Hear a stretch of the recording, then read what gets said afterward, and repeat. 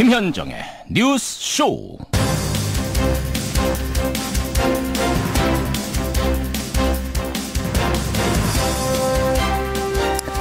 애청자 여러분 안녕하십니까?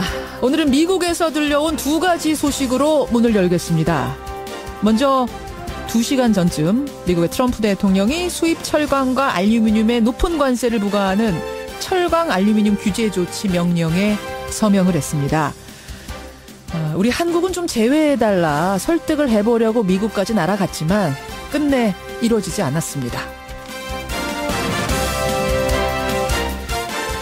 미국에서 들려온 두 번째 소식은요. 북한의 대화 메시지를 들고 미국으로 날아간 정의용 국가안보실장과 서훈 국정원장 뉴스입니다.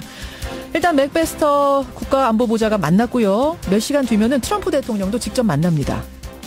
한반도 평화를 위해서 북미 대화가 필수인 건 누구나 아는 상황에서 우리 특사단이 특급 중매자 역할을 잘 수행해내야 될 텐데 말이죠. 이렇게 미국, 특히 트럼프 대통령을 상대하는 일 녹록치가 않습니다. 외교와 경제, 경제와 외교, 어느 때보다도 지혜가 절실한 아침. 금요일 김현정의 뉴스쇼 출발합니다.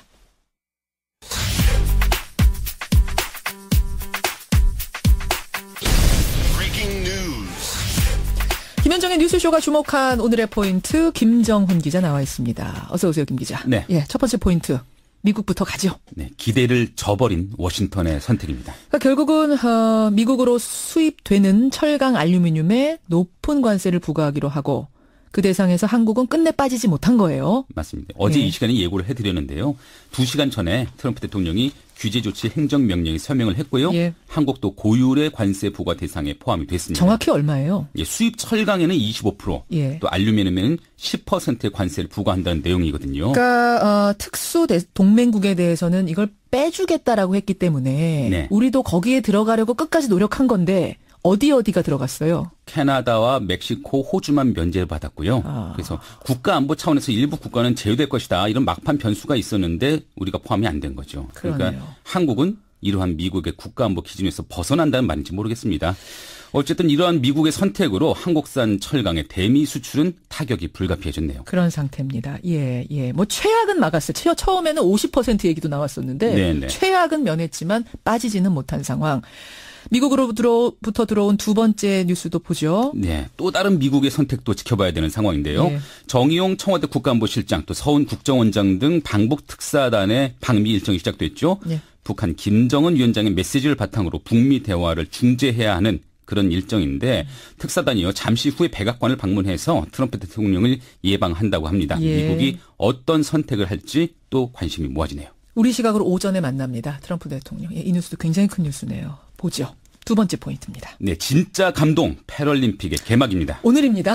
네. 드디어 됐어요. 패럴림픽 개막식. 네, 역경을 극복하는 선수들의 노력이 더 큰 감동을 전해줄 것으로 보이는데요. 예. 평창 동계 패럴림픽이 오늘 저녁 개회식을 시작으로 18일간 이어집니다. 예. 이번 대회에요. 북한을 포함해서 49개국 570명의 선수들이 출전하고요. 우리나라는 6개 전 종목에서 선수 36명 또 임원 47명이 참여합니다. 예. 근데 아쉬운 거는요. 개회식에 남북한 공동 입장이 무산된 건데 안 됐어요? 네, 북한이 기존에 쓰이던 한반도기의 독도를 꼭 표기해달라 이렇게 주장을 했는데 어허. 이 국제 패럴림픽 위원회가 이 난색을 표했거든요. 그래서 이견이 발생했는데 결국 접점을 찾지 못해서 남과 북이 따로 입장을 하게 됩니다. 그렇게 된 거군요. 예.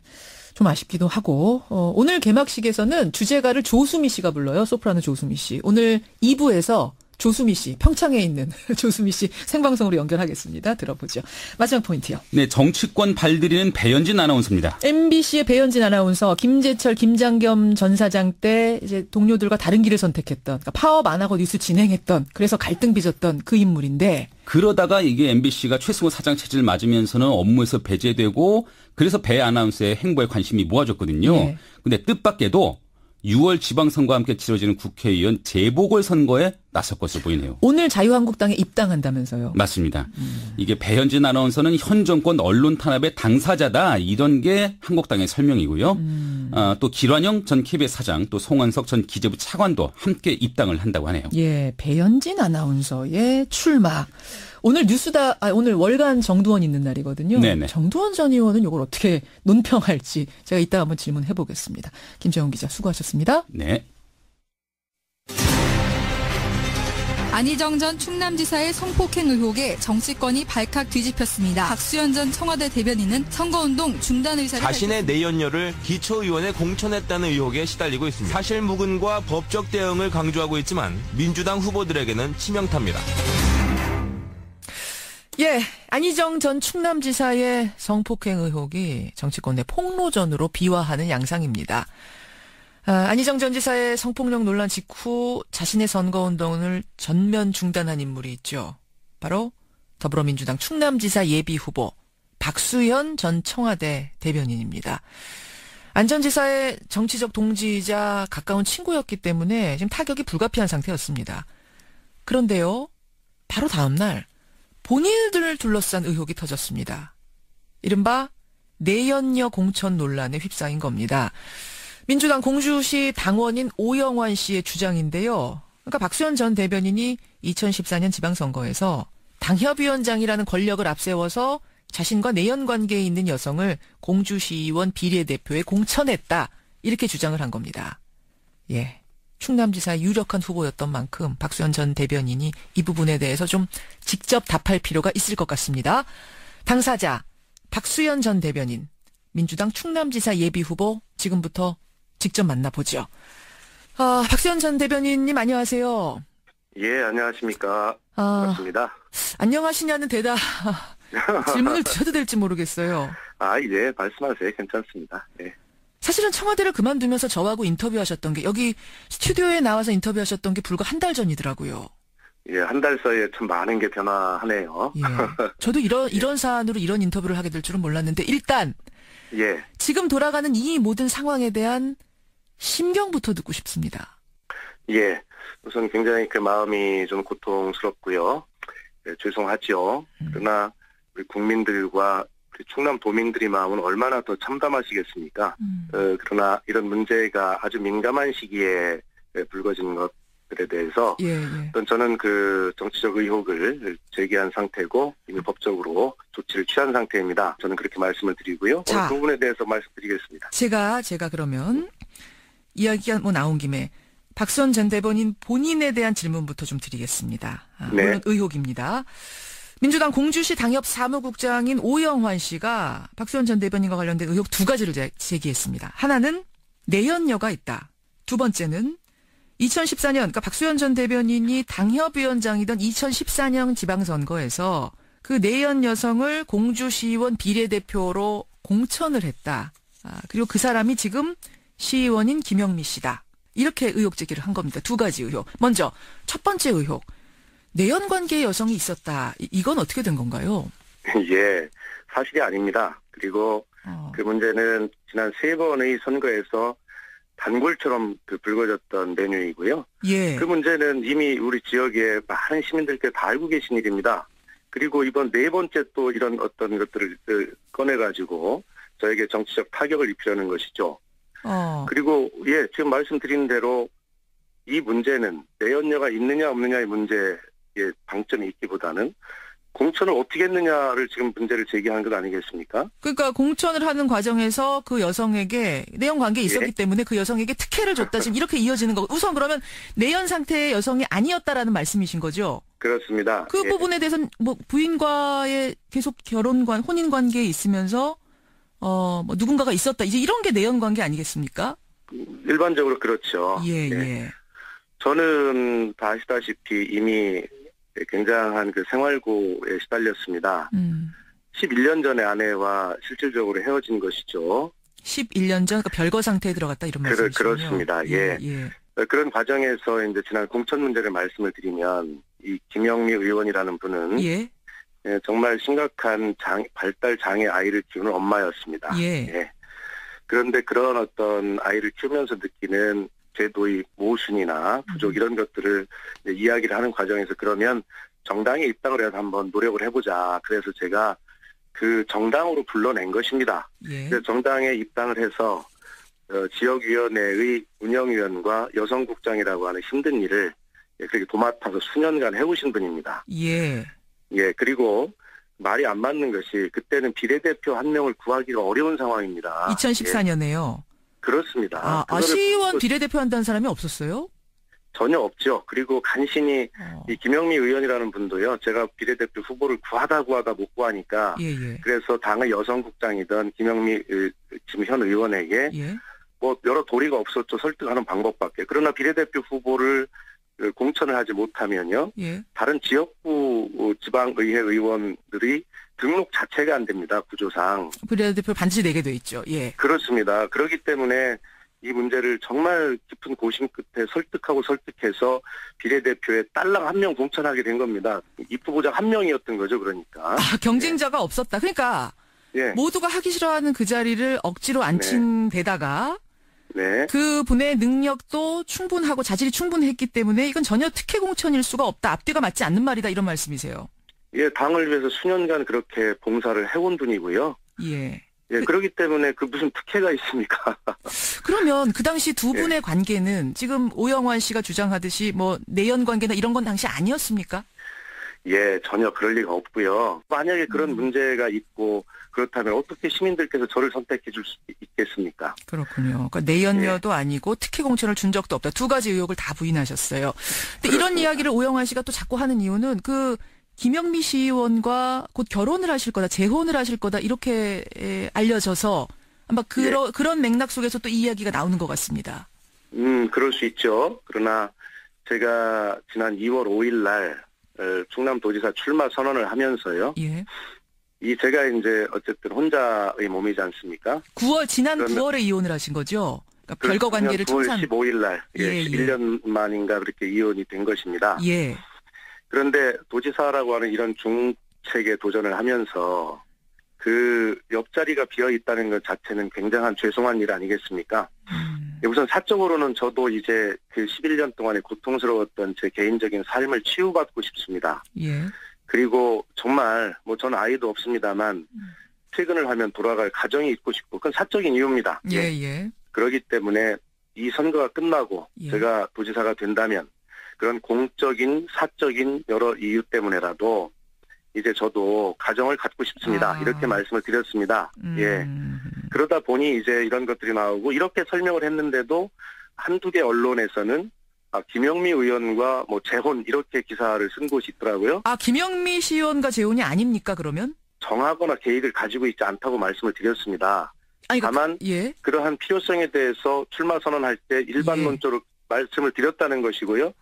그것이 김영미 의원과 재혼하는 거 아니야? 라고 이렇게 재밌게 이제 이야기들을 상상을 하신 거죠. 아까 우리 박수현 대변인 본인 입으로 김영미 시의원과 재혼할 거라고 말씀하신 적은 한 번도 없고 지금 실제로 그런 계획도 없는 거고요. 저는 그렇게 말씀드린 적이 없고요. 그렇군요. 그러면은 이게 사실은 굉장히 사적인 부분이라서 제가 자꾸 묻는 것도 이게 뭐 편치는 않습니다만 또 이 부분이 의혹의 중심에 있다 보니까 어쩔 수 없이 여쭙는다는 건 좀 이해해 주시고요. 얼마든지 뭐 질문하셔도 좋고요. 그러면은 김영미 시의원과의 재혼이 뭐 지금 뭐 결정이 됐다거나 그런 건 전혀 아니지만 김영미 시의원과 지금 어떤 좋은 감정을 가지고 만나는 그 상황이신 건 맞는 거죠? 좋은 감정이 있는 건 맞고요. 그러다 보니까 그럼 그것이 예전부터 지속된 관계 아니냐 뭐 이제 이런 이야기들이 나오는 건데 언제부터 그럼 시작이 된 건지도 여쭤도 됩니까? 그렇지 않다고 말씀을 드렸고요. 지난 2016년 20대 총선에서 또 어마어마한 또 그 상대 당 진영으로부터 이런 고통스러운 또 이야기들을 계속 악의적으로 퍼뜨려서 그 과정에 제가 그런 생각을 해봤습니다. 김영미 시의원이 어느 날 울면서 죽고 싶다 이런 이야기를 또 하더라고요. 그때마다 등을 가독거리면서 아이들 생각해서 그 장애 아이를 잘 키우기 위한 제도를 만들자고 세상에 나왔으니 힘내고 이겨내자. 여기서 지면 불복하는 것이다. 라고 그렇게 위로를 해왔고요. 또 저 역시 아시다시피 장애 아이를 이미 잃은 아빠 아닙니까? 그런 동병상련의 마음들로 서로 위로하고 살아왔고요. 그러나 지난 20대 총선을 지내면서 제가 생각을 해봤습니다. 저렇게 고통받은 저런 사람이라면 이라고 하는 생각을 제 마음속으로 가졌던 게 사실이고요. 또 그런 마음을 제가 아마 이런 마음도 처음 밝히는 걸 겁니다, 지금. 그러네요. 20대 그렇습니다. 중선. 그러나 제 마음이, 그런 마음이 생겼다고 그래서 제가 향후에 꾸릴 제 소망하는 가정이 그 상대가 꼭 그분이냐라고 하는 것에 대해서는 말해본 바도 없고 결정해본 바도 없다, 이런 뜻입니다. 알겠습니다. 네. 자, 지금 이제 해명을 충분히 하셨어요. 그러면 같은 민주당원인 오영환 씨라는 분은 왜 이런 의혹 제기를 했다고 생각하세요? 어떤 의도가 담겨 있다고 보시는 겁니까? 글쎄요. 그분이 그 의견을 밝힌 그 페이스북에 들어가 보면요. 바로 그 위에 저와 경쟁하는 다른 충남도지사 후보를 지지한다는 글이 있고요. 경쟁 예비 후보? 그렇습니다.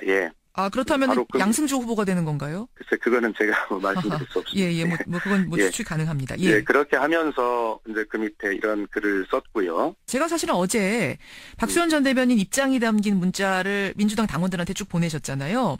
그렇습니다. 그걸 좀 이제 얻어봤습니다. 네. 이렇게 쓰셨더라고요. 일부에서 국회의원도 하고 청와대 대변인도 했으니 좀 챙겨줘라. 한 자리를 주든지 하는데 20년 가까이 민주당에서 고난의 정치 생활을 지킨 저의 재산은 마이너스 6천만 원이다. 챙겨줄 여유가 없다. 한 자리 역시 그런 적폐를 없애라는 촛불 민주주의 명령으로 탄생된 정권이다. 이렇게 쓰셨더라고요. 뭘 좀 챙겨달라 이런 사람들이 주변에 있었단 얘기입니까? 정치인 주변에 당연히 그런 분들이 많이 있지 않습니까? 그러나 그 오영환 씨가 저에 대해서 구체적으로 뭐 해달라 이렇게 요구한 적은 없지만 그러나 늘 마음에 빚을 지고 있는 사람입니다. 그럼 그렇게 해달라고 했는데 안 해준 경우에 무슨 좀 협박도 있고 이런 경우들도 겪으셨어요? 아니, 그런 경우는 뭐 꼭 오영환 씨가 그랬다는 것이 아니라요. 오영환 씨가 그랬다는 게 아니더라도? 일반적으로 그런 게 많이 있죠. 그렇군요. 그러면은 뭐 오영환 씨가 꼭 그랬다는 건 아니더라도 어떤 그런 맥락 속에서 뭔가 의도가 담긴 건 아닌가라는 생각도 하시는 겁니까? 지금 그 안희정 지사의 문제가 불거진 이후에 어쨌든 여론조사로 모든 것이 다 공표가 된 사실이지만 제가 충남도지사 예비후보로서 유력한 입장을 달리고 있지 않습니까? 이런 아픈 와중에 바로 다음날 이런 글을 올려서 이런 것들을 부채질을 한다는 것은요, 어떤 정치적 의도가 있다라고 저는 그렇게 생각하고요. 또 정치적 의도가 아니라도 제가 미처 다 챙겨주지 못한 그런 인간적 서운함에 대한 그렇게 할 수밖에 없었던 오영환 씨 개인의 그런 마음에 대해서도 안타깝게 생각을 합니다. 정치적 의도, 즉 정치 공작 아니냐, 혹은 개인적인 챙겨주지 못한 데 대한 서운함 아닌가, 이 두 가지를 지금 짐작하고 계시다는 말씀이신데, 김영미 시의원, 그러니까 내연관계 여성이라고 지목된 김영미 시의원은 어제 오영환 씨를 명예훼손으로 고소했습니다. 박수현 전 대변인도 그렇습니다. 어떤 행동을 취할 생각이십니까? 저는 차마 제 이름으로 못하겠다, 그렇게 제가 버텼습니다. 그러나 아마 캠프 차원에서는 그렇게 진행을 할 것으로 알고 있습니다. 알겠습니다. 이제 그 부분에 대한 어떤 의혹들 지금 조목조목 답을 해주셨고, 박수현 전 청와대 대변인, 민주당 충남도지사 예비후보 여러분 지금 만나고 계십니다. 이번에는 안희정 전 충남지사 얘기로 좀 넘어가 봐야 될 것 같습니다. 사실 두 분은 뭐 때려야 뗄 수 없을 정도의 정치적 동지이자 인간적인 친구 사이 아니셨습니까? 맞습니다. 지금 이 상황 어떻게 보고 계세요? 어쨌든 뭐 너무 참담하죠. 그리고 뭐 저희들 참담하고 고통스러운 거는 뭐 사치스러운 감정이고요.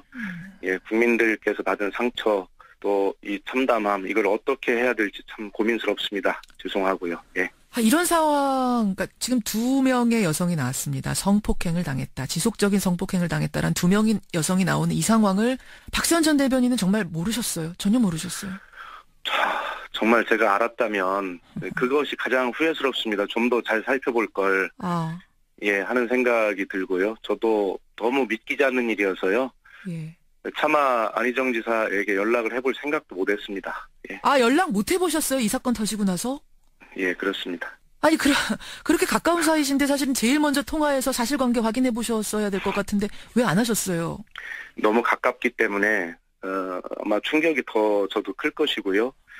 또 너무 가까운 친구인 제가 전화를 했을 때 안 지사가 저에게 뭐라고 할까, 그분도 할 말이 없을 것 아니겠습니까? 그래서 지금 후회가 된다, 좀 더 챙겨볼 걸 후회가 된다라는 생각을 말씀하셨는데, 근데 여성을 수행비서로 뽑는 게 상당히 이례적인 일 아닙니까? 우리는 뭐 이쪽을 잘 아는 사람들은 잘 아는 얘기지만 여성을 24시간 붙어 다니는 수행비서로 뽑았을 때, 그것도 33살의 젊은 여성을 뽑았을 때 그게 좀 이상하다, 이례적이다, 희한하다는 생각은 안 하셨어요? 그런 생각을 전혀 할 수가 없었고요. 그다음에 그분을 제가 지난 그 경선 캠프에서 저도 대변인이었기 때문에 그렇게 봤지만 굉장히 맑고 밝고 그 캠프 전체가 그런 분위기였고 열심히 일하는 그런 분위기여서 전혀 저는 그런 데서 한 번도 의심을 해본 바가 없고요. 그럼 통화는 못 해보셨고 지금 안희정 지사는 어디서 어떻게 지내는지도 모르십니까? 예, 전혀 모릅니다.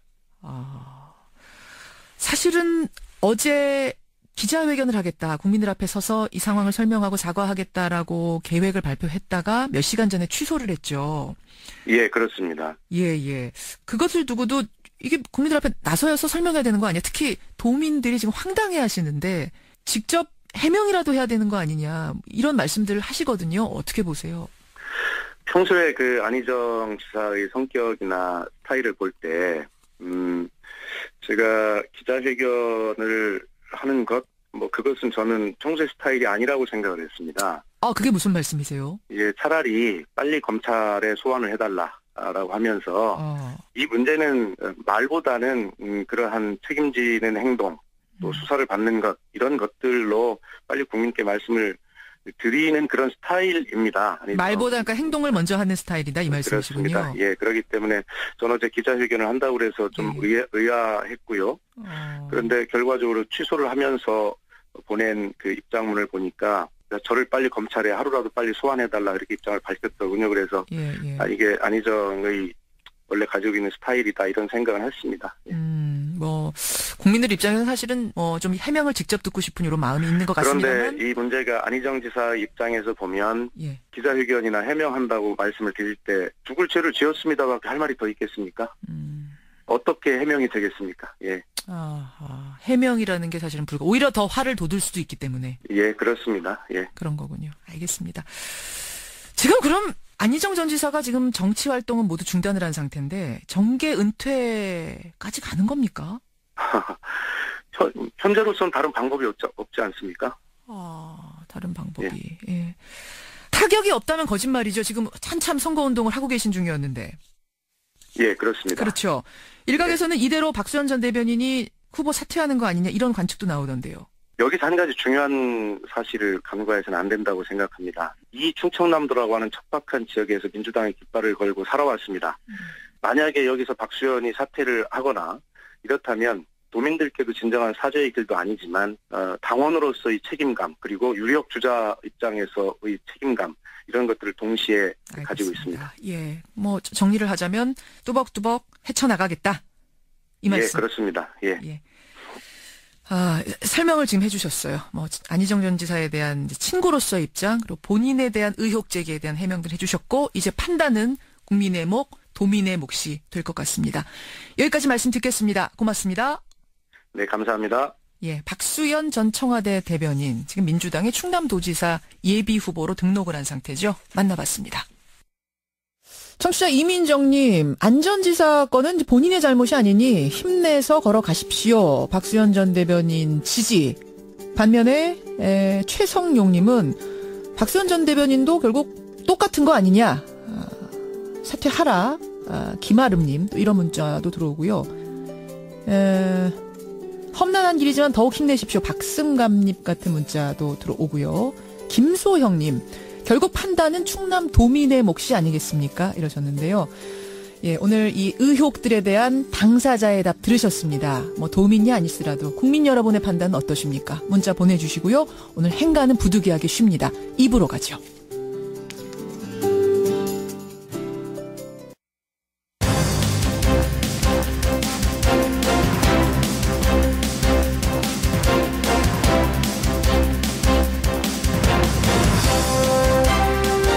뉴스쇼 2부 출발합니다.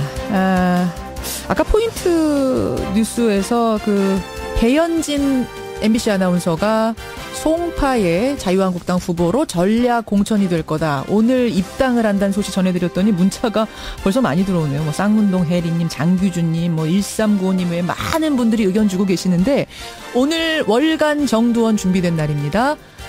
정두원 전 의원의 논평은 어떤지, 그분의 입을 빌어서 좀 요 상황들 짚어보기로 하고요. 또 다음 주에 MB가 소환이 되죠. 예, MB 소환에 대한 정두원 전 의원의 분석은 어떤지, 예상은 어떤지도 짚어보겠습니다. 그 전에 먼저 짚을 부분은 국방부 얘기입니다. 군대 다녀오시는 분들 겨울 되면은 눈 많이 치우셨죠. 휴대폰 사용한다는 건 뭐 생각도 못한 일이었죠. 그런데 이제부터 군에서 겨울에 눈 안 치워도 되고요. 휴대폰 사용할 수 있답니다. 이게 시범 기간을 거쳐서 이걸 확정하기로 국방부가 어제 발표를 했는데 네티즌들 사이에 특히 군대 다녀온 분들 사이에 찬반 논란이 뜨겁습니다. 오늘 첫 순서로 이 문제 짚어보죠. 그리고 화제 인터뷰에서는 아까 예고드린 대로 평창에 있는 조수미 씨, 소프라노 조수미 씨 연결합니다. 오늘 패럴림픽 개막식에서 주제가를 부르는데요. 그 아름다운 목소리로 오늘 아침 평창의 풍경을 귀로 보겠습니다. 50원의 단문 100원의 장문 유료 문자 샵 1212 카톡 레인보우까지 열어놓고 출발합니다. 예, 군대 토론을 해야 되는데 토론 들어가기 전에 속보부터 좀 전하겠습니다. 미국에서 들어온 속보입니다. 트럼프 대통령이요. 조금 전에 백악관 브리핑룸을 깜짝 방문해서 이렇게 말을 했답니다. 한국이 오늘 오전 9시에 북한에 관련된 중대 발표를 할 거다. 오늘 오전 9시 북한 관련 중대 발표가 있을 거다라고 트럼프 대통령이 말을 했답니다. 여기까지만 말을 하고 좀 사라졌다는 건데요. 이거 유추를 좀 해보자면 잠시 후에 우리 대북 특사단하고 트럼프 대통령이 만나죠. 그러니까 거기에서 우리 대북 특사단이 뭔가 중요한 걸 풀어놓을 것이다. 여러분 그걸 기대하십시오라고 미국 국민들에게 말한 것 같습니다. 저희가 지난번에도 설명을 드렸지만 그 우리 대북 특사단이 국민들에게 말하지 않은 별도의 메시지가 있다고 그랬죠. 미국으로만 전달할 별도의 메시지가 있다고 했습니다. 그 별도의 메시지를 두고 정세현 전 장관은 필살기다. 이렇게 표현을 했죠. 미국이 북미 대화를 받아들이지 않을 수 없도록 하는 뭔가 필살기가 있을 거다라고 했는데 아마 그 부분이 중대 발표가 될 것 같습니다. 속보가 들어오는 대로 더 전해드리기로 하죠. 자, 예, 첫 순서 가겠습니다. 오늘 첫 인터뷰 벌써 문자가 많이 들어오네요. 군 복무 중인 병사들이 일과 끝나고 난 이후에는 휴대전화를 사용할 수 있도록 허용한다. 그리고 잡초 제거, 제설 같은 사역에 동원하는 건 금지한다.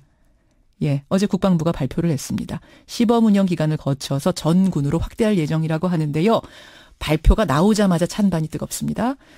자, 두 분 만나보죠. 먼저 찬성한다. 군인권센터 임태훈 소장 나와 계십니다. 안녕하세요, 임 소장님. 네, 안녕하십니까. 예, 반대한다. 이건 말이 안 된다. 중앙일보 군사안보연구소의 김민석 소장님, 안녕하세요. 네, 안녕하세요. 예, 먼저 임태훈 소장님.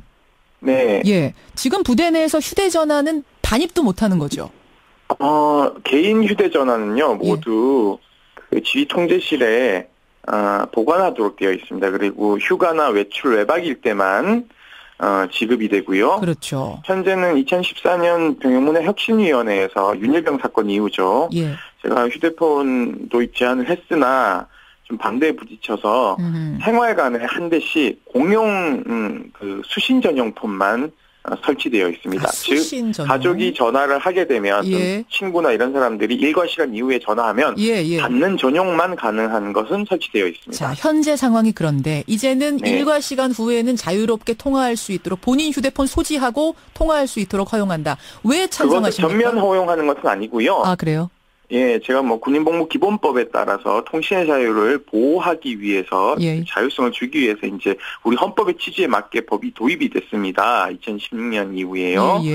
그래서 거기서 정책을 심의하는 위원회가 있는데요. 국방부 장관이 위원장이고 저도 민간위원입니다만 이때 저희가 작년 이제 하반기 때 올해 초에 이것을 심의해서 2018년과 19년 2년 동안 휴대폰 사용을 시범적으로 부대를 지정해서 운영하고 문제가 없을 경우에 2020년부터 확대한다. 전면 허용하는 방침입니다. 알겠습니다. 중요한 거는 왜 그렇게 생각하시느냐는 건데 왜입니까? 중요한 것은요. 이게 이제 군인도 사실은 일반 시민과 똑같은 제복 입은 시민이기 때문에 우리 헌법이 보장하는 기본권을 최대한 보장하되 군이라는 보안 영역이기 때문에 그것을 좀 통제할 수 있는 예를 들어서 사진 촬영을 무단으로 한다던가 이런 것들이 군사 기밀이 나갈 수 있기 때문에 보안성 검토를 2년 동안 해보고 시범 운영해서 하자는 취지인 것이죠. 그러니까 핵심은 군인도 시민이다. 헌법에 그 보장된 자율권이 있는데 왜 휴대폰으로 전화도 못하느냐 이 말씀. 자, 반대하시는 입장 듣겠습니다. 김민석 소장님. 네네. 어떻게 생각하세요? 저는 무조건 반대한다는 건 아니고요. 임 소장님 말씀대로 예. 군이라고 하는 그런 특수성이 있기 때문에 가령 지금 국방부 청사라든지 예. 미국의 펜타곤 미 국방부도 마찬가지인데 거기에 들어갈 때는 그 휴대폰을 전부 다 맡겨놓고 갑니다. 바깥에. 예. 예. 그래서 업무 공간 내에서는 휴대폰을 사용하지 못하게 하고 있어요. 보안 시설이어서. 예. 그런 문제 때문에 일단 휴대폰을 무제한으로 쓴다. 이건 안 맞는 것 같고요. 예. 다만 이제 임 소장님 말씀대로 군인도 군복을 입은 제복 입은 시민이기 때문에 그 자율성은 허용해야 된다는. 그럼 어느 정도 수준까지가 맞습니다. 보안의 문제가 안 될 정도 수준이라고 보세요? 그래서 그게 부대마다 특성이 있어요. 예. 특성이 있어서 그런 부대의 그 업무 공간에서는 문제가 있고요. 또 전에 이제 그 접촉 지역에서 휴대전화를 한 게 과거에 북한의 그 전파 정보가 입수된 적이 있어요. 과거에. 작전 경로인 지역에서 전파를 그렇죠. 쓰면은 그게 유출될 수 있다. 우리가 뭐 하고 있다. 경로가. 뭐 이런 걸 이야기를 할 수가 있고. 예. 그리고 이제 병사들이나 이제 물론 뭐 장교도 그럴 수 있는데. 예. 내일 어디에 뭐 작전 투입된다든지 뭐 어디로 훈련 어떤 거 한다 이런 것들이 자연스럽게 가족들이나 친구한테 이야기를 할 수가 있거든요. 엄마 나 내일 어디로 비밀 작전 가요라는 얘기를 했는데 그거를 어떻게 해서 뭔가 전파를 잡아가지고 들을 수도 있는 도청해서 들을 수도 있는 거 아니냐 북한이. 입소문으로 나갈 수도 있고요. 사람들이 이제 우리 군인 숫자가 워낙 많으니까 그런 면에서 작전 보안이라든지 이런 차원에서는 좀 교육을 잘 시켜야 된다 이런 생각이 들고요. 과거에 군 내에 SNS라든지 이런 것들을 허용한 적이 있습니다. 있는데 그 당시에도 이제 병사들이 이게 보안 문제가 있을지 없을지 잘 모르고 이제 하다 보면은 본인이 피해를 입을 수 있지 않습니까? 그래서 국방부에서 당시에 SNS 활동할 때 이러이러한 부분은 주의해라고 이제 매뉴얼을 만들어준 적이 있습니다. 그런 차원의 문제가 되고요. 자, 임태훈 소장님한테 잠깐 이 부분까지 듣고선 마이크 넘기겠습니다. 네. 그러니까 임태훈 소장님, 보안 문제가 생긴다. 물론 얼마든지 자율성 주는 건 좋지만 말을 하는 과정에서 작전 경로라든지 뭐 이 비밀스러운 내용이 바깥으로 퍼져나갈 수가 있기 때문에 이건 군으로서는 허용할 수 없는 문제라는 건데요. 뭐 두 가지 측면에서 합리적이라고 저는 봅니다. 우리 위원께서 얘기하시는 게요. 문제는 GP나 GOP에서는 제한적이겠죠. 예를 들면은 북한이 통신 장비를 감청하기 위해서 감청 장비를 설치하고 있는 건 사실입니다. 그렇죠. 그렇기 때문에 그런 것들은 제한적으로 실시하면 되고요. 다만 대부분의 군사 보안 기밀의 급수가 높은 건 장군들이 다 가지고 있고요.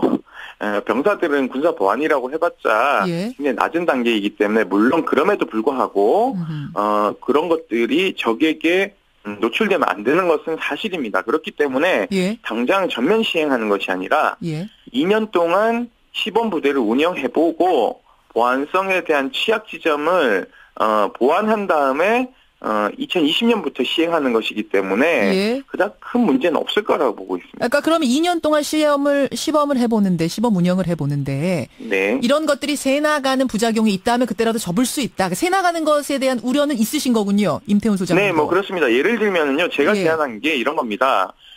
카메라가 없고 그 소프트웨어 기능이 이제 최소화된 단말기를 보급형으로 주는 것은 어떻겠냐라는 제안도 했고요. 군인용을 아예 따로 만들어가지고, 통화만 되게? 또는 본인이 사용하는, 스마트폰이라고 할지라도, 강제 어플리케이션을 장착하게 돼서, 소프트웨어 기능을 제어하는 것이죠. 자, 요거에 대한 답변 잠깐 듣고 갈게요. 김민석 소장님. 임 소장님 말씀이 일리가 있습니다. 우리가 지금 쓰고 있는 스마트폰이 있지 않습니까? 이건 컴퓨터랑 같거든요. 그래서 그렇죠. 이걸 외부에서 해킹을 하면은 휴대폰을 꺼놔도 다 들을 수 있어요. 해킹을 해서. 컴퓨터랑 똑같다. 심지어는 이걸 휴대폰 끄고 이 카메라를 이렇게 돌리면은 그걸 다 그걸 해킹한 사람들이 볼 수가 있어요. 그러니까 스마트폰은 당연히 반대하시는 걸 테고 예, 임 소장님이 지금 있고요. 제안하신 그런 방법, 군인용 휴대폰을 따로 만드는 방법에 대해서 그럼 찬성하시는 거예요? 아니면 그것도 조금 위험하다는 쪽이세요? 그건 괜찮을 것 같습니다. 제가 보기에는 폴더폰 같은 거 이런 게 괜찮을 것 같고요. 그다음에 하나는 저희도 과거에 조카들 이렇게 보니까 군에 가서 계속 전화를 쓰는데 저녁 내내 쓰는 거예요. 그래서 이게 본인 돈이 아니고 부모님 돈으로 이제 자꾸 계산하고 이러니까. 예, 그게 굉장히 심각하더라고요. 그래서 알겠습니다. 그런 부분도 좀 고민할 필요가 있지 않겠냐. 두 분이 이게 부모님들 말씀을 나누다 보니까. 말씀을 많이 해요. 그래서. 근데 뭐 요금 문제 일단 차치하고 두 분의 말씀을 듣다 보니까 그러니까 보안 문제만 없으면 일과 시간 후에 통화 정도에 어떻겠느냐는 쪽으로 좀 모아지는 것 같은데 청취자들 생각은 조금 다르세요. 예를 들어서 이선우님 같은 경우에는 아니 군대가 무슨 보이스카웃입니까? 끝나고 나서 마음대로 통화하고 이건 좀 아닌 것 같습니다. 문성군님도 뭐 그런 문자들 지금 주고 계시고요. 그런 문자들이 옵니다. 여기에 대해서 어떻게 생각하시는지 임태훈 소장님. 일단은요, 자기도 당했으니까 남도 당하라는 보복 심리가 강한 것 같은데요. 저는 굉장히 잘못됐다고 생각합니다. 본인이 다니던 군 시절과 지금은 전혀 다릅니다. 그러니까 핸드폰이요, 그 어떤 사치품이 아니라 필수품이 되어버린 세대입니다. 사실은요. 젊은이들에게는. 그렇기 때문에 사회와의 단절을 최소화하는 것도 매우 중요합니다. 단절을 했을 때 생기는 어떤 부작용이 지금 있다는 말씀이신 거군요. 네, 그렇습니다. 지금 현재 휴대전화를 몰래 반입해서 사용함으로 인해서 영창을 가는 비율이 굉장히 급증하고 있습니다. 네, 그렇기 때문에 이런 것들을 언제까지 그냥 암암리에 그냥 눈 감고 아웅하는 식으로 불법으로만 취급할지는 좀 의문인데요. 사실상 법률적으로 따지면 휴대전화를 사용 못하게 하는 법적 근거는 없습니다. 다만 보안성에 대한 위배로 징계 해부해서 영창을 갈 뿐이거든요. 근데 문제는 이 병사들이 똑똑해지기 때문에 영창 처분에 대해서 우리 민간법원에 소송을 제기하기 시작하고 있습니다. 알겠습니다. 그래서 영창도 해제되기 때문에 이런 문제를 해결하는 발전적인 방향으로 봐야지 무조건 안 된다는 식으로 억압하는 문화는요. 21세기에 맞지 않다고 생각합니다. 자, 청취자 김진웅님은 아니 군대가 무슨 감옥입니까? 휴대전화도 못 쓰게 하다니요 라면서 찬성하시는 의견 있는가 하면 이재헌님은 이 전화라는 건 중독성을 가지고 있습니다. 지금 있는 공중전화 정도면 소통하기에 군인이 소통하기엔 충분합니다. 이런 의견 지금 엇갈리게 들어오고 있는 상황. 자, 의견 좀 더 주시고요. 시간이 없지만 이 사역 금지 문제로 좀 넘어가 보겠습니다. 사역이라고 하면은 여기서 사역이라고 하면은 그러니까 뭐 눈을 치운다든지 이런 걸 말하는 거죠. 저 김민석 소장님. 네네. 사역 금지에서의 이 사역은 뭘 말하는 겁니까? 정확히? 이제 과거에는 군 공사까지도 병사들을 투입했고요. 그리고 특히 눈이 많이 오면은 제설이라든지 또 부대 연병장에 잡초 뽑는 거 등등 온갖에 다 사역에 투입이 되었고, 그리고 그러다 보니까 병사들이 일과 후의 시간이 보장이 안 되는 겁니다. 그거군요. 자, 여기에 대해서는 그런 문제 때문에 사역하는 걸 이미 윤일병 사건 이후로 그런 문제를 사역 개인의 일과 후의 시간은 보장해주자. 이게 군에 이미 방침으로 되어 있습니다. 그런데 김민석 소장님은 그에 대해서 사역은 해야 된다라는 입장이시네요. 아니요, 무조건 해야 된다는 건 아니고요. 무조건은 아니고. 그 두 가지입니다. 제가 보기에는 첫째는 일과 시간은 보장을 해줘야 된다. 일과 시간 후에 개인의 시간은 보장을 해줘야 된다. 근데 병사들이 살고 있는 생활 공간 정도는 청소를 스스로 해야 되지 않겠습니까? 나눠가지고. 그것조차도 안 하겠다는 문제인 거고요. 그럼 마을에 제설 작업을 한다든지 이런 데 동원되는 것도? 그거는 이제 봉사활동이니까 그건 할 수가 있어요. 근데 그게 아니고 무조건 이 제설 작업에 나가는 건 안 맞고 그것도 군에서 제설할 수 있는 장비를 가급적 많이 확보해서 하는 게 좋은데 어떤 곳은 그게 불가능한 곳이 있거든요.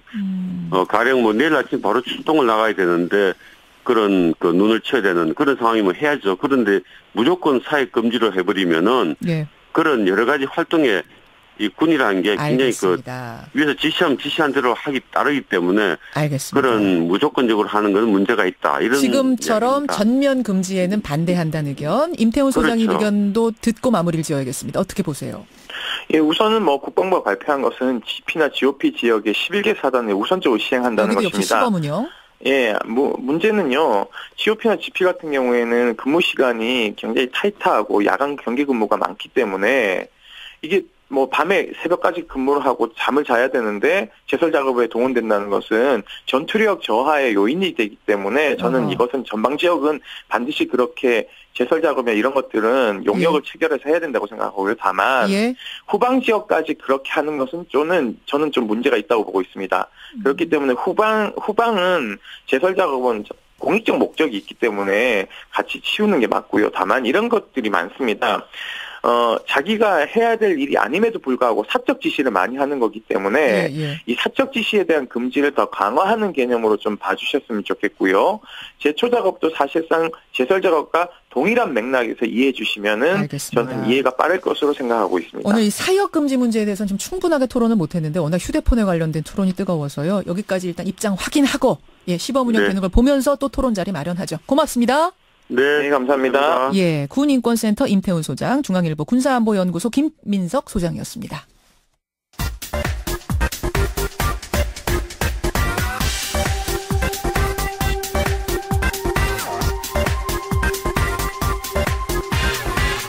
방송만 나갔다 하면 화제가 되는 시간이죠. 뉴스를 쏟아내는 코너, 우리 정치의 한 달 앞을 내다봅니다. 월간 아무개, 오늘은 월간 정두원 편입니다. 정두원 전 의원 나오셨어요. 어서 오십시오. 네, 안녕하세요. 많이 기다렸습니다. 오늘은 별로 뉴스가 안 나올 겁니다. 아니, 왜 뉴스가 안 나올 거라고 먼저 김을 빼고 시작을 하세요? 아니, 그동안 제가 주변으로부터 얼마나 비난을 받았는지. 비난이요? 그러니까 이제 살아있는 권력에 비판할 때는 멋있었는데 죽은 권력을 비판하는 거는 그거는 그렇게 하면 안 된다. 그래가지고 그동안 벌어놓은 거 다 까먹었어요. 아, 주변에서 왜 이렇게 MB에 대해서만 계속 치느냐? 댓글 보면 뭐 앙심 품었냐, 뭐 배신 때리냐, 뭐 이런 건데 사실 제가 이제 살아있는 권력일 때 비판했던 건 다 잊어버리고 그때도 많이 그때는 하셨어. 잘 나가다가 이제 와서 뭐 MB가 저렇게 되니까 비판하느냐 이제 이렇게 받아들이는 사람들이 많더라고요. 갈라선 지가 언젠데 그런 얘기가 아직도 나옵니까? 예, 주변에서 뭐라 하냐면 형 또 친구들은 너 한 번만 더 입을 열면 우리 너하고 인연을 끊겠다. 내지는 너 입을 찢어버리겠다라고 그러지. 잠깐 누가 협박 아니에요? 그거는 그러면 협박 저를 아니에요? 걱정하는 거죠. 걱정해서 그게 다칠까봐. 그게 저를 다칠 게가 아니라 저에 대한 민심이 나빠진다는 거죠. 근데 저도 어쨌든 방송을 하는 공인인데 또 민심도 고려해야죠. 뭐 뉴스 오늘 안 나올 거다 이런 얘기 마시고 뉴스쇼에서는 많이 지지하니까요. 우리 청취자들이 힘을 좀 내시고요. 네, 그러겠습니다. 지금 아래 땅을 쳐다보고 계세요. 정 의원님 힘내세요. 그래요. 어디서부터 얘기를 좀 해볼까 했더니 검찰 소환 날짜가 정해졌습니다. 맞습니다. 14일 오전 이명박 전 대통령 MB가 나옵니다. 우선 그 날짜로 정한 이유가 있을까? 경찰이 왜 14일을 택했을까? 택일했을까? 이제 김백준 전 기획관이 곧 소환됩니다. 날짜가 이제 14일 정도인 것 같아요. 그 후에 나오면은 기소장이 다 보고 나오는 거이기 때문에 이제 정답을 보고 나온 셈이 되거든요. 그러니까 이제 정정당당하지 않은 거죠. 그러니까 MB가 김백준 소환 날짜 이후에 나간다고 하는 거는 좀 이제 뭐라 그럴까 이제 꾀를 부리는 거죠. 처음에 그렇게 주장했잖아요. 그날 말고 다른 날로 오겠다. 다른 날로 해라. 그게 그 이유였던 거군요. 그런 겁니다. 그렇지만 결국은 14일로 그냥 정해졌습니다. 검찰이 정한 그 날짜로. 소환에 뭐 응할까요? 당연히 나와야 되는 겁니까? 그러니까 나오겠죠. 나긴 나오는데 날짜를 뭐 지금 확정 짓지 않았으니까. 확정이 지어진 거 아니에요? 아니 아직 자기 언제 나가겠다고 얘기는 안 했어요. 이거 받아들인 거 아닙니까? 아직도? 그렇군요. 끝까지 밀어보려고 할 거다. 14일이 아닌 날로. 지금 검찰은 준비를 다 마쳤을까요? 어떤 상태라고 보세요? 뭐 최대한 지금 했는데 제가 이렇게 보기에는 진술은 굉장히 많이 나와 있어요. 엄청나게 많은 진술들이 딱 떨어진 증거가 그렇게 두드러지게 이렇게 보이지 않거든요. 그러니까 검찰도 그렇게 낙관하고 있는 것 같지는 않아요. 그러니까 이제 공소유지가 그렇게 녹록치 않아 보입니다. 그렇게 많은 진술들을 막 여러 사람이 하는데도? 그러니까 미국 같은 데서는 진술 갖고는 기소를 못 합니다. 우리나라는 지술 갖고도 기소하고 막 그러는데 그러니까 이제 그거는 이제 정황 증거로서 인정되지만 직접 증거는 안 되거든요. 그러니까 검찰에서는 지금 여러 광범위하게 수사를 전개하는 이유가 이제 확실한 증거를 찾기 위해서 그런 거죠. 그렇군요. 네. 아직도 확실한 증거, 그러니까 조사가 의외로 지금 그렇게 쉬워 보이지 않는다는 것은 사실입니다. 제가 확인했습니다. 그래요. 그렇게 많은 사람들을 불러들였고 그렇게 많은 얘기들이 나왔는데도 구속까지 되는 게 중요한 건데 거기까지 갈 수 있는 것이 좀 부족해 보인다. 그러니까 이제 그만큼 MB가 살아오면서 치밀하고 신중하게 살아왔다는 얘기죠. 대단한 거죠. 근데 저는 그동안에 워낙 많은 측근들이 가서 증언들을 했고 다 자백을 했기 때문에 생각보다 그래도 흔적 많이 남겼네 이랬는데. 그러니까 지금 MB 사건은 검찰과 MB의 대결이 아니라 MB와 구속된 MB 측근 간의 대결입니다. 왜냐하면 지금 구속된 MB 측근들이 다 뒤집어 쓰게 생겼거든요. 그렇죠. 그러니까 이 사람들이 자기네가 빠져나오기 위해서 이제 증거를 막 대는 겁니다. 그러니까 영포 빌딩도 압수하고 뭐 압수하고 막 이제 그러는 겁니다. 그러니까 이제 그 사람들이 배신을 때리는 게 아니라 그 사람 나름대로는 살기 위해서 이제 그렇게 하는 거죠. 그러니까 MB는 나는 모르는 일이다라고 한다는 것은 그리고 밑에 사람한테 다 치우겠다는 거고 책임을 떠넘기는 거거든요. 그러니까 지금 형국이 박근혜 재판하고 이 차이가 좀 있습니다. 측근과 MB와의 대결. 이런 형국입니다. 측근과 MB가 한 편이 되고 검찰하고 대결하는 게 아니라 MB 측근과 MB의 대결 양상으로 지금 가고 있는 거다. 그렇습니다. 그렇기 때문에 측근들이 가서 막 쏟아내는 것이 우리가 볼 때는 저건 다 MB를 잡아넣을 수 있는 뭐 구속시킬 수 있는 거라고 생각할지 모르지만 그 간단한 문제가 아니단 말이죠. 네, 그렇습니다. 그렇군요. 그럼 MB 측이 지금 대책 마련에 고심하고 있다라는 얘기를 들었는데 어떤 논의들을 하고 있을까요? 그게 그런 얘기죠. 그러니까 이제 어떻게 하면 다 이제 MB도 저 주변에 있는 변호사들이 이제 그걸 감지를 하고 있을 거거든요. 검찰이 이렇게 곤혹스러워한다는 것을. 그러니까 어떻게든지 빠져나가려고 이제 지금 그 궁리를 하고 있겠죠. 지금 그 곤혹스러워하고 있다는 건 예를 들면 어떤 면이 그렇게 안 맞아서 곤혹스러운 거예요? 예를 들자면. 그러니까 그 광범위하게 수사를 전개한다는 게 그걸 반증입니다. 지금 이것저것 다 턴다는 너무 게. 무리해 보이거든요. 검찰이. 그거는 이제 MB를 뭐 크게 엮어넣기 위해서 한다기보다도 뭔가 지금 조급한 거죠.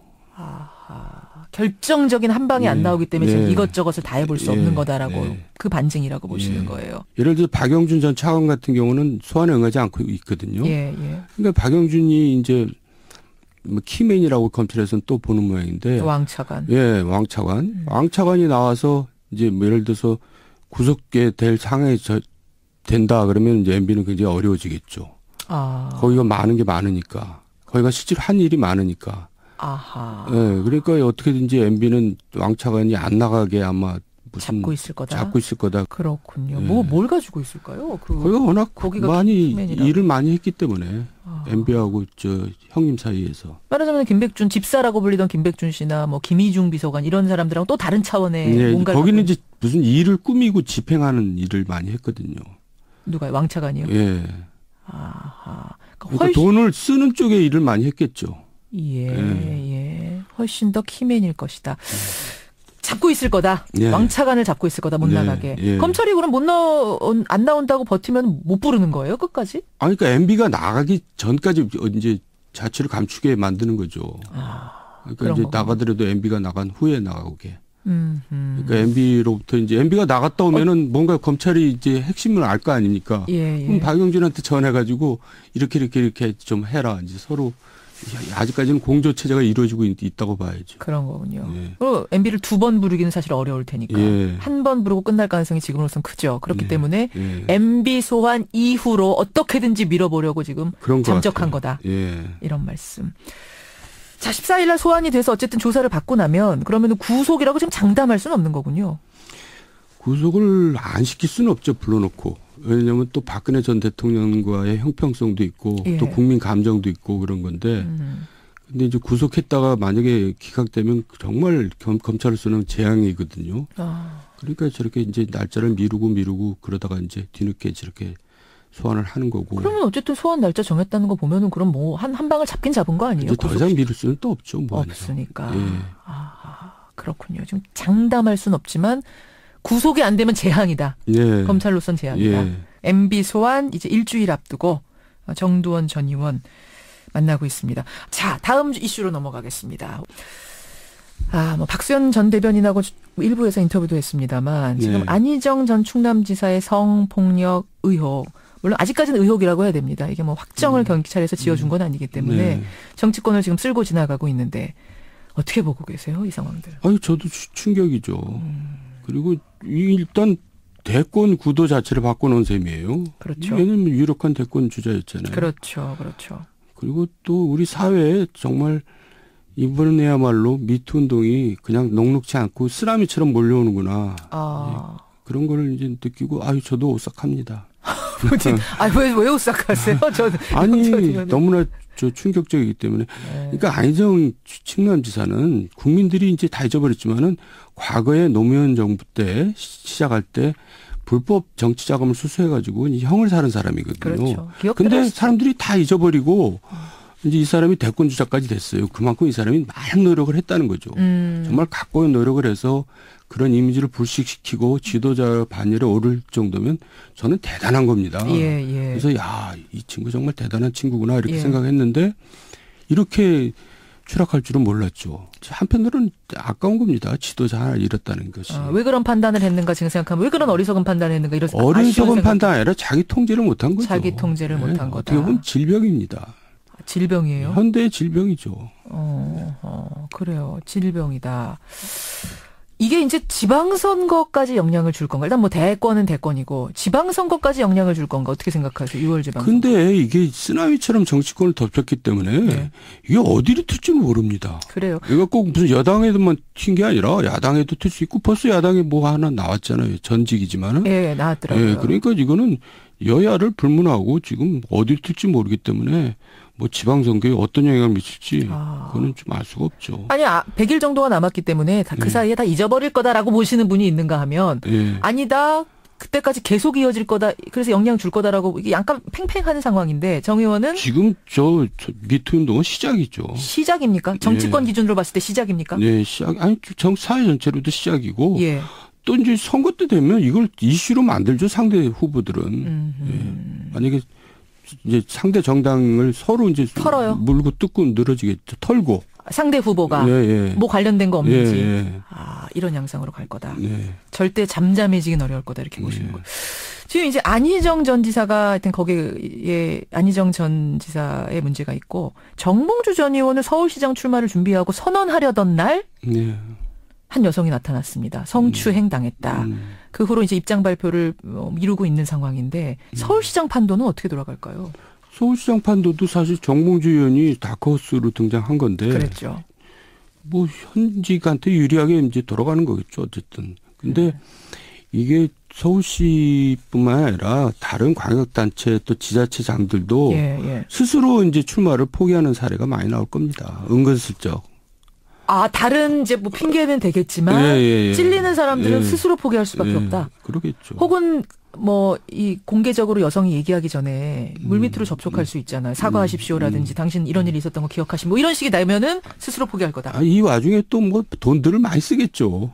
합의. 우와, 저는 오싹하네요. 그런 얘기 들으니. 현실이죠. 현실입니까? 네. 아니 정치권에서는 이런 미투 운동 번지기 전부터 이런 얘기들 수근수근 좀 있었어요. 저도 회관했을 때 뭐 그런 이제 카드라 통신들이 많이 오고 갔는데 뭐 그냥 한 귀로 듣고 한 귀로 흘렀죠. 근데 국회의원 그 보좌관들의 대나무 숲 익명 게시판은 지금 이런 얘기들 많이 올라온대요. 익명으로. 그렇다고 그러니까 지금 이제 출마를 생각했던 사람들도 포기하는 사람들이 속출하겠죠. 아까 안희정 전 지사한테 질병이라고 그러셨는데 현대인의 질병을 앓고 있었던 거 아니냐. 아니 안희정 지사의 경우를 보면은 이해가 안 가서 하는 얘기입니다. 어떻게 그렇게까지 노력을 해서 거기까지 온 사람이 그렇게 추락할 수 있냐 이거죠. 그러니까 자기 통제가 도저히 안 된 겁니다. 뭐 스트레스가 과도해서 그랬는지 어쩐지 모르지만. 그럼 국회의원들 정치인들 사이에서도 그런 일이 많았다는 얘기는 권력 힘을 가지고 있고 거기다가 자기 통제 잘 안 되는 어떤 질병을 갖고 있고 뭐 스트레스 이런 게 합쳐졌다고 보시는 거예요. 근데 말이 조심스러워요. 저도 말 삐딱하다가 또 어떻게 꼬리가 잡힐지 몰라서. 그래요. 하여튼 안타깝다. 참담하다. 이런 심정으로 정리를 좀 해보죠. 오늘은 저답지 않게 얘기하고 있습니다. 아, 오늘 왜 이렇게 몸살이세요? 땅만 쳐다보고. 정두원 전 의원. 저를 좀 보세요, 저를. 겁나요. 월간 정두원. 정치권으로 가보겠습니다. 정치권. 당 이야기로 좀 가보겠습니다. 바른미래당 얘기 좀 잠깐 할게요. 바른미래당 분들하고는 또 하나하나 잘 알고 계시니까. 예, 그렇습니다. 지금 거기 걱정 안 합니까? 지지율 보면서. 걱정이 아니라 왜 통합이 됐나, 왜 통합을 했나, 그렇게 의문을 제기할 수밖에 없잖아요. 지지율 보면. 예. 근데 당연합니다. 당내에 뭐 유력한 차기 지도자가 없어요. 유승민 대표 있잖아요. 안철수 전 대표. 여의도 있잖아요. 얘기입니다. 국민들로부터는 이미 지도자 반열에서 벗어나 있어요. 그리고 두 번째는 이제 바른미래당이 다른 당과 다른 우리는 이런 당이다. 이런 정책을 내건다는 게 하나도 없잖아요. 뭐 머리에 떠오르는 게 없잖아요. 그리고 세 번째는 아니 이제 새로 합쳐서 정당에 만들었으면 뭐 참여하는 사람들이 있어야 됩니다. 근데 아무도 없잖아요. 그러니까 이제 뭐 그 당이 도저히 뭐 지지를 받을 수가 없죠. 제가 원래 우리 정 전 의원이 종쳤다 시리즈를 좀 많이 하시는데 바른미래당 종쳤죠. 근데 이제 그래서 이제 남은 선거 기간 중에 이슈를 만들어내야 됩니다. 그러니까 잠깐 정리할게요. 또 너무 종쳤다 단언하시면 제가 또 이거 당황스러우니까 종을 칠 것 같지만 살아날 기회는 있는 건 거죠. 이제 시작이니까. 이 정도 하면 살아납니다. 어떻게 그러니까 안철수가 서울시장 빨리 출마 선언하고 유승민이 대구시장 출마 선언하고 뭐 그렇게 해서 이슈를 만들어내야 됩니다. 안철수 서울시장, 유승민 대구시장 선언 빨리 해라. 안철수 전 대표 같은 경우는 지금 나가겠다는 쪽으로 마음은 잡았다는 얘기가 들리는데 뭘 또 그렇게 꾸물거려요. 그분은 항상 반박자, 두박자 뭐 이렇게 늦습니다. 내가 볼 때는. 지금 타이밍이죠. 지금 나가야 된다. 그럼요. 치고 나가라. 그럼 가능성은 어떻게 보세요? 지금 정봉주 전 의원 저렇게 흔들리고 있고 뭐 민주당이 힘들어지는 상황에서 그리고 이제 자유한국당하고 이제 연대를 이뤄내야죠. 연대를 해라. 자유한국당에도 지금 뾰족한 인물 안 보이니까 보수층 잡아라. 그럼 자유한국당은 지금 후보도 못 낼 아주 어려운 처지에 있거든요. 그렇죠. 그러니까 자연스럽게 이제 무공천으로 가고 연대를 하고 그렇게 해야죠. 정치공학적으로 보면 그게 전략일 것이다. 지금 선언해라. 자, 그럼 유승민 대표는 대구시장 나간다는 건 의원직 반납하고 지금 나가라는 얘기인데 그렇게까지 도박을 하기에는 너무 도박 아닙니까? 그러니까 안철수나 유승민이나 이런 분들이 공통점이 있습니다. 뭡니까? 정치를 머리로 하고 가슴으로 하지 않아요.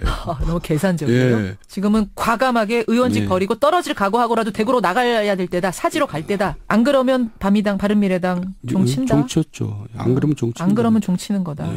이거 좀 바른미래당 분들 좀 마음 아픈 얘기지만 새겨 들으셔야 될 것 같아요. 정두원 전 의원의 조언이었습니다. 하나만 더 질문 드릴게요. 어제 이슈가 크게 된 게 자유한국당의 배현진 MBC 아나운서, 지금 전 아나운서군요. 사표 냈으니까. 입당을 하고 송파의 전략 공천을 지금 받을 계획이다라는 얘기가 나왔습니다. 어떻게 보세요? 그냥 셀럽이라 그러죠. 그냥 유명 인사일 뿐이에요. 유명 인사도 그렇게 뭐라 그럴까 페이머스가 아니라 좀 노토리우스한 유명인사죠. 악명이 높은 쪽으로 그러니까 반은 지지받을지 모르지만 반에게는 노토리우스. 그러니까 도대체 하는 일마다 왜 이렇게 일을 하는지 저는 도대체 이해가 할 수 없어요. 그러니까 그 사람들 수준이 다 그래요. 그 주변에 저 대표 주변의 참모들이 수준이 그거밖에 안 되는 거죠. 홍준표 대표 주변의 수준이. 이제 대표한테는 별 기대할 게 없고 그분한테는. 그럼 그분 참모들이라도 잘해야 되는데 참모들 저 수준이 이거밖에 안 돼요. 유명하면 뽑아줄 것이다. 유명하면 뽑아줄 거다. 그러면 왜 저 신성 이르는데 안 되고. 설명이 안 된다. 그 유명하다고 해서 무조건 뽑았는데 이게 오히려 악재가 될 수 있다고 보세요. 전체의 이미지를 흐리는데. 아니 도움이 안 되는 거죠. 도움이 안 된다. 그럼 지금 참모들이 참 기획 못한다는 얘기 하셨는데 이번에 대통령과 만나러 청와대 가서 공개적으로 회동 시작하기 전에 이런 얘기했잖아요. 홍준표 대표가. 아니 임종석 실장이 저 안희정 지사 건을 기획했다는 설이 있더라고요. 뭐 이런 얘기를 했다가 지금 논란에 휩싸이지 않았습니까? 그리고 또 농담이라고 그러고. 이것도 참모들 머리에서 나온 얘기예요? 그거는 본인 머리에서 나온 얘기겠죠. 그러니까 그게 소위 말해서 2차 피해 아닙니까? 그러면 그거를 고백한 사람은 무슨 기획에 의해서 고백했다는 얘기밖에 안 되잖아요. 그래서 지금 논란이. 그러니까 수준이 그거밖에 안 돼요. 도대체가 저래가지고 뭘 하겠다고. 오늘도 또 하다 보니까 홍준표 대표한테 또 우리가 또 쓴소리하고 끝나게 되네요. 왜냐하면 그 양반이 책임 막중하거든요. 제1야당으로서 여당을 견제해야 될 입장이 있는데 그렇게 똥볼만 차고 있으니까는 얼마나 안타까워요. 그래서 하는 얘기죠. 야당이 잘해야 여당도 잘하고 대통령도 잘하고 서로 견제하면서 튼튼한 두 축으로 가야 되는 건데 이쪽은 너무 무너져 있는 모습 보니까 그게 참 국민으로서는 안 좋다 이 말씀. 그렇죠. 알겠습니다. 그런 의미에서 한 조언. 정두원 전 의원과의 월간 정돈. 시간이 벌써 이렇게 갔네요. 다음 주에 14일에 MB가 검찰에 소환됩니다. 예정대로라면. 지금 이 상태로라면. 그 무렵에 한 번 더. 그 무렵에 저는 잠적할 겁니다. 자, 잠적하면 제가 찾아내겠습니다. 여러분, 14일 무렵에 이분을 모실 수 있는지 없는지 한번 지켜봐 주십시오. 고맙습니다. 네, 수고하셨습니다. 월간 정두원이었습니다.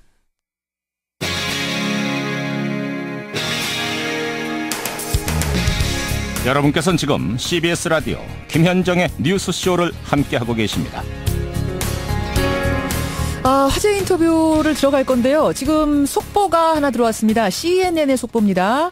한국이, 그러니까 우리 특사를 말하는 거죠. 한국이 김정은의 친서, 김정은이 트럼프 대통령에게 쓴 친서를 트럼프 대통령에게 전달했다. 그러니까 친서가 따로 있었군요. 김정은 친서를 트럼프에게 전달했다라는 지금 속보가 나왔습니다. 그 내용은 아직 나오지 않고 있습니다만, 속보가 들어오는 대로 인터뷰 중이라도 좀 전달을 하도록 하죠. 자, 분위기 바꿔보겠습니다. 연일 계속되는 이 무거운 뉴스 속에서 숨통 트이는 즐거운 소식은 오늘 패럴림픽이 개막한다는 겁니다. 8시에 개막식. 근데 그 개막식 무대에서 평창의 밤하늘에서 올림픽 주제가를 열창할 가수가 있습니다. 바로 소프라노 조수미 씨. 만나보죠. 조수미 씨. 안녕하세요, 조수미 씨. 네, 안녕하세요. 반갑습니다. 시작부터 좋습니다. 안녕하세요. 목소리만으로도 저는 좋습니다. 오늘 아침, 개막식 날의 아침, 평창 분위기는 어떻습니까? 춥습니다. 얼마나 추워요? 리허설을 제가 그때 했는데, 정말 연습하는 그 상황에서도 비바람, 눈까지 와서 정말 고생했는데, 그래도 너무 아름답고 너무 감동적이고 멋진 리허설이었어요. 여러분 오늘 저녁 기대 많이 하셔도 좋을 것 같아요. 지금은 비 그쳤어요? 지금은 눈? 네, 지금 이제 눈이 안 와요. 다행입니다. 아무리 추워도 조수미 씨 노래로 녹이시면 되잖아요. 그렇습니다. 그래요. 사실은 많은 분들이 조수미 씨가 이전에 있었던 평창 올림픽의 개막식에 서지 않을까 했었습니다. 패럴림픽 말고.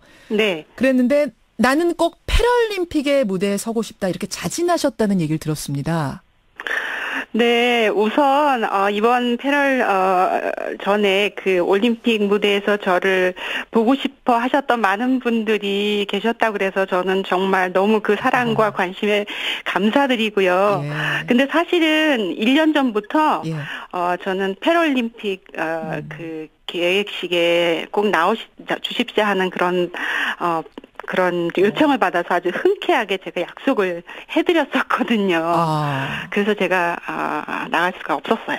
그리고 너무 그리고 사실은 그런 큰 그 스포츠 이벤트에 많이 섰거든요. 북경 올림픽, 시드니, 그렇죠. 소치, 아스타나 이런 데서 다 개막식에 섰고 그랬는데 사실 이제는 좀 더 제가 스스로 의미를 찾을 수 있고 또 좀 뭔가 보이지 않는 곳에서 그 사회가 골고루 행복해지려면 이런 패럴림픽에 대한 우리 국민들의 관심도 좀 더 높아져야 된다고 제가 좀 보탬이 될 수 있는 일이 있을까 생각해서 사실 패럴림픽 계획식에 나가고 싶었어요. 사실은 조수미 씨가요, 여러분. 지난번에 저랑 인터뷰했던 거를 들으신 분들은 아실 텐데 장애인의 인권 문제에 꾸준히 관심을 가져온 분이세요. 휠체어 장애인들도 그네를 탈 수 있도록 하는 그 휠체어 그네를 꾸준히 기부해 오셨었죠?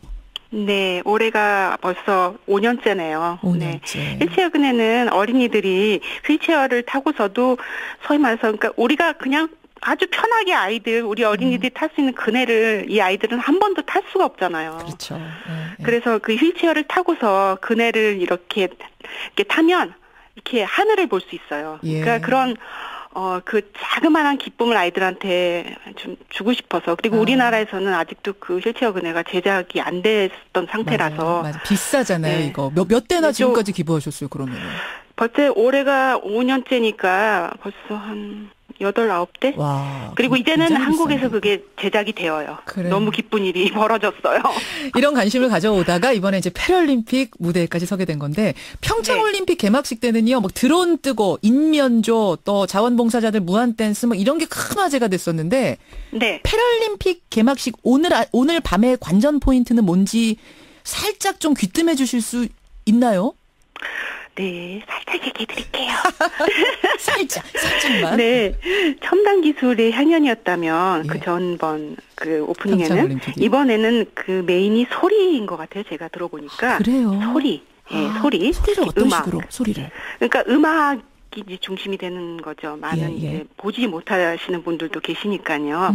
그리고 이렇게 제가 살짝 보니까 이렇게 굉장히 그 아름다운 그 하나가 되는 비장애인, 장애인 그런 게 없더라고요. 아주 원더풀 월드 같은 느낌? 원더풀 월드. 네, 정말 우리 모두가 꿈꾸는 그런 아름다운 장면들이 이렇게 연출이 되고 또 이제 우리가 또 사랑하는 김연아 선수가 또 오늘 또 그 뭐라 그러죠? 그거 횃불 갖고 하는 거? 점화. 올림픽 점화인데. 성화. 예. 김연아 선수 오늘 또 해요? 네, 그렇게 제가 알고 있어요. 아, 그래? 저는 김연아 선수가 지난번에 했기 때문에 패럴림픽에 또 설 거라고는 사실은 예상 못했는데 또 서는군요. 네, 저는 그렇게 알고 있어요. 그리고 또 그다음에 저희가 이제 공식 주제가죠. 예. Here as One 이 노래를 서양 씨하고 함께 부르게 되죠. 그게 포인트잖아. 제일 큰 포인트. 당연하죠. 당연하죠. 네. 그럼요. 지금 많은 분들이 조수미 씨 그냥 목소리만으로도 에너지가 넘칩니다. 뭐 김소영님의 많은 분들이 문자를 쏟아내 주시는데 조수미 씨 사실 이제 패럴림픽 올림픽에 꽂힌 스포츠잖아요. 네네. 운동 잘하세요?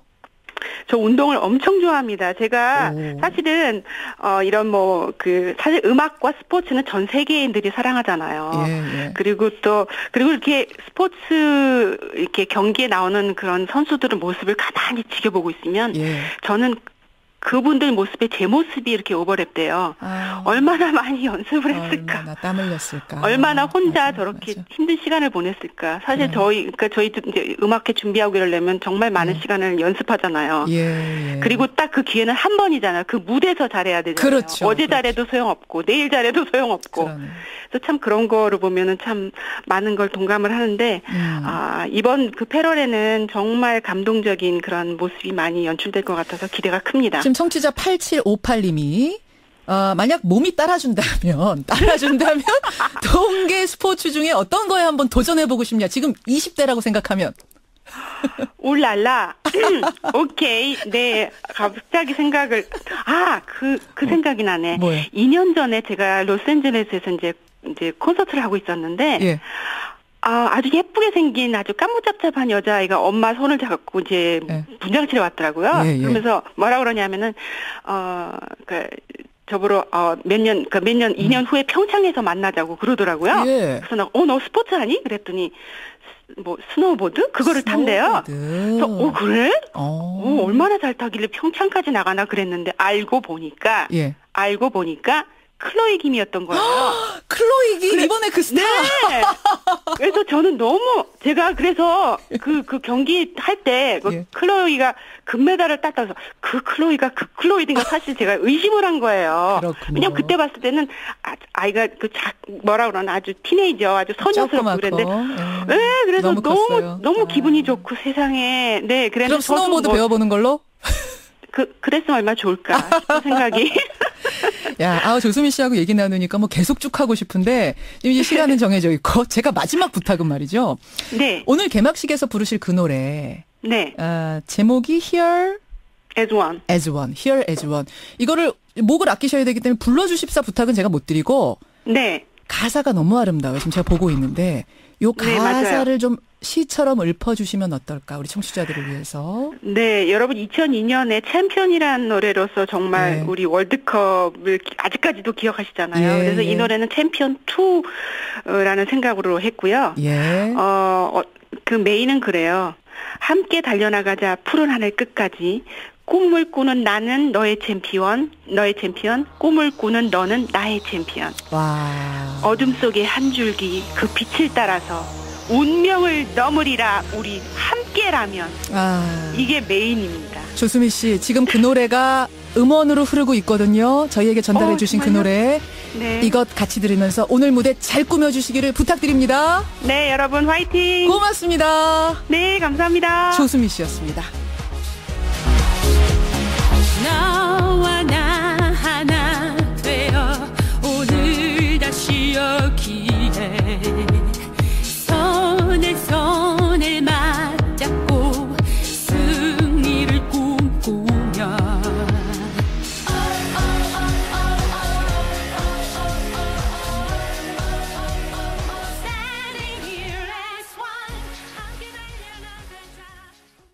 미국에서 들어온 속보 전합니다. 우리 특사단이요. 트럼프 대통령에게 쓴 김정은의 친서를 트럼프 대통령에게 전달했답니다.